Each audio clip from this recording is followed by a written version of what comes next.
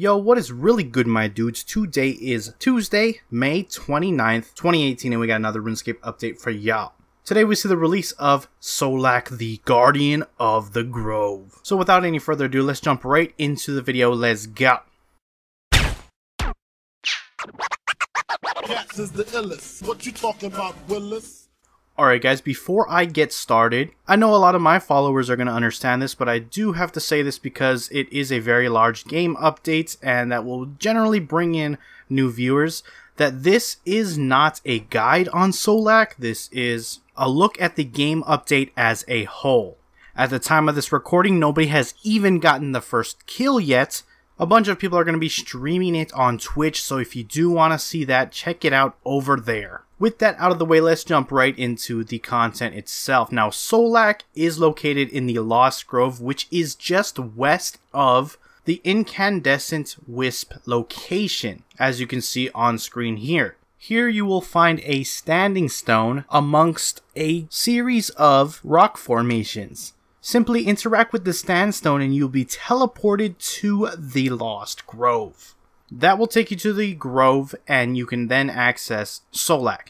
There is no requirements to kill him whatsoever, but it is highly recommended that you have the best in slot gear and a really good knowledge of the combat system overall. There are two modes to killing Solak. You can do both group mode and duo mode. In group mode, you can have up to 7 players, with 7 being the hard cap, and in duo mode, obviously, 2 people. Now, the mechanics are pretty much identical in either mode, although some things are scaled down for the duo mode, as you would imagine. Solak is the toughest boss fight to date, so keep that in mind, and we'll drop the new tier 92 crossbows, the Blight-bound crossbows. There are no Master Quest cape requirements for this boss, but getting 1 kill for the Reaper title and the comp capes are necessary to maintain those.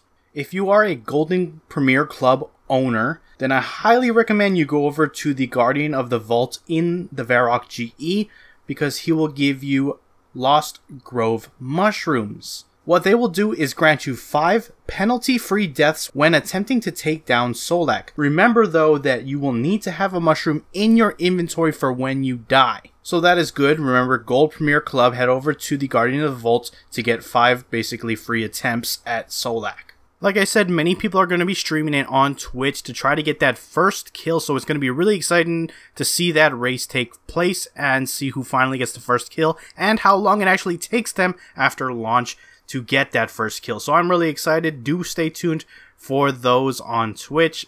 Tune in, support those RuneScapers trying to get those first kills. That being said, I pretty much covered all you really need to know at this point in terms of Solak. I have covered him in other videos more extensively, so do check those out if you are curious.